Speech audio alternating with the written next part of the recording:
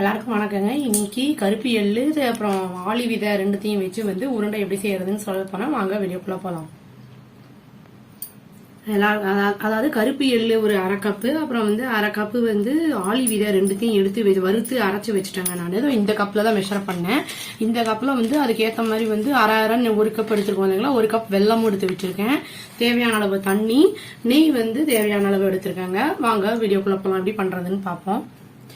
வெள்ளத்தை வந்து இப்ப பாகு வச்சுக்கலாங்க. ஒரு கடாயை ஆன் பண்ணிட்டு தண்ணி ஊத்தி வெள்ளத்தை போட்டுடலாம். கடாயை ஆன் பண்ணி தண்ணி ஊத்திக்கலாங்க. கொஞ்சம் சூடாகட்டும், வெள்ளமும் போட்டுடலாம். வெள்ளம் போட்டாச்சுங்க, கொஞ்சம் நல்லா கரையட்டும். அப்புறம் பாகு வந்து ஃபில்டர் பண்ணி எடுத்துடலாம்.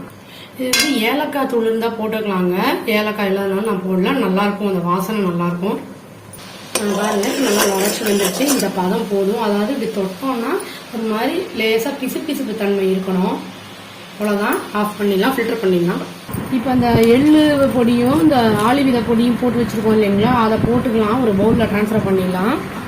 இப்போ கொஞ்சம் லேசாக சூடு ஆறணுன்னே வெல்லம் அப்புறம் நெய் எல்லாத்தையும் போட்டு அது பதம் கரெக்டாக அது உருட்ட வர பதம் வரும்போது உருட்டி எடுத்து வைக்கணுங்க. கொஞ்சம் நெய் ஊற்றிக்கலாங்க. மொத்தமாக கொட்டிடக்கூடாது இந்த வெல்லம் எல்லாத்தையும். ஏன்னா ரொம்ப போட்டோம்னா குளன்னு ஆயிரும். முந்திரி பாதாம் ஏதாவது வேணும்னா போட்டுக்கலாம், அதெல்லாம் நம்ம விருப்பம் தான். ஏலக்காய் பொடியெலாம் அது வந்து நான் சும்மா அப்படியே பண்ணியிருக்கேன். இது அப்புறம் ரெண்டு கல்கண்டு போட்டிருக்கேன் இருந்ததுன்னு சொல்லிட்டு. இப்போ உருண்டை பிடிச்சிடலாங்க. இது வந்து இர்ரெகுலர் பீரியட்ஸ் இருக்கிறவங்களுக்கு ரொம்ப நல்லது.